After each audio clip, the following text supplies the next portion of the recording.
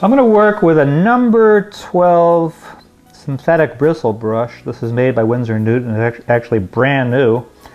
And the rule of thumb is as you work larger, you want to gradually scale up the size of your brush. So this is 11 by 14 canvas. We're going to work with the number 12 brush to establish the undertone. I'm going to begin to thicken up some of the forms of the trees in here. Give them a little bit more visual weight and pull them forward. As areas become more transparent, they actually recede back into the depths of the space.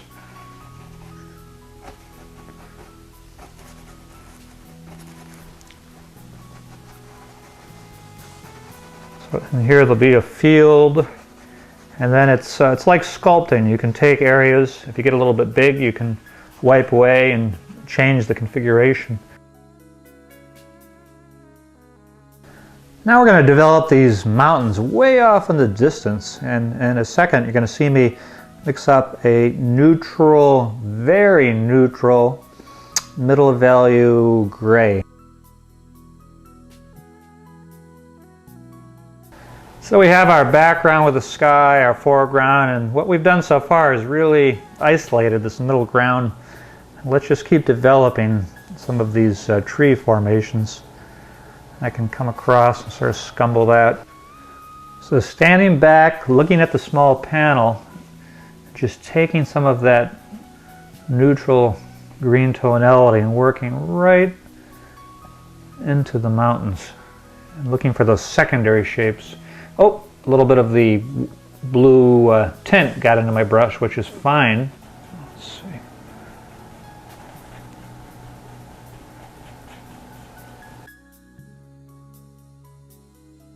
Now we're going to take some of the blue tonalities that we see here in the water and move them down into the foreground to look for ways to vary the grass that moves back into space. And then some of the blue tonalities from the water will also be moved up into the sky in a few places. So at this point we've gone from general to specific. We've set up the foreground, middle ground, background, have all those major spots of value and color, sort of like a big porridge. Now we've got to add specificity to areas.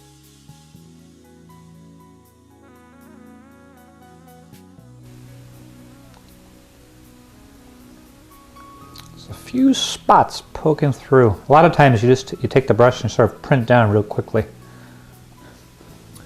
And we have that coming down here. And as I press down with these little marks, I'm actually carving the contour of the tree. And later on we can always come back on top, reestablish these trees, because there'll be some violet and blue marks within here too. Get down and take a small amount of yellow for that opening. And we've got this little shape of yellow popping through between the trees. This is a key junction. Comes down, and then the same way we just move the paint around, we can bring the yellow down here to sculpt the trees directly below. At this point in the painting, we've really established the basic structure, and we're beginning to develop subtleties within the piece. Now we've got to think about temperature. Temperature is a real key element within landscape painting, and right now we predominantly have a lot of cool. So with no additional linseed oil, I'm just going to place a little bit onto this brush. And I can take this brush and just sort of drag it down. Beautiful, that works wonderfully. It creates sort of the imprinting of grass. You can take it and turn it sideways too. And as we do this, we can naturally soften these edges back here. Sort of pull a little bit of the gray from the mountain down into the water. And then use the brush to sort of bring the violet right on top of the tree to sort of vary the edge of the tree.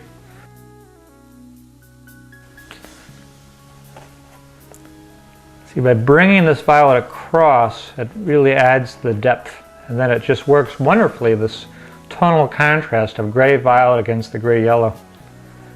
And then we can take it and bring it, shape some of these hills in the distance. Just drag this on top and allow some of what's underneath to poke through. And that's the trick, allowing what's underneath to poke through.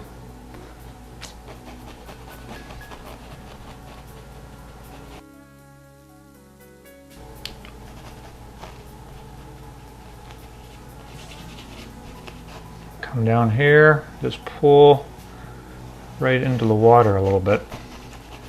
So just this is like a scumbled glaze. It sort of lowers the value, pushes the mountain back, and then there's still some areas of violet coming through. Then what I'm going to do is go back to my the brush I was using for the sky and do like an overpaint so that edge becomes a little bit softer. There we go. I don't want that to be too linear right there. So it's that back and forth movement, painting a little bit of the sky and then a little bit of the mountain to get the perfect edge. And then go back. See how some of these little bristle marks came on top?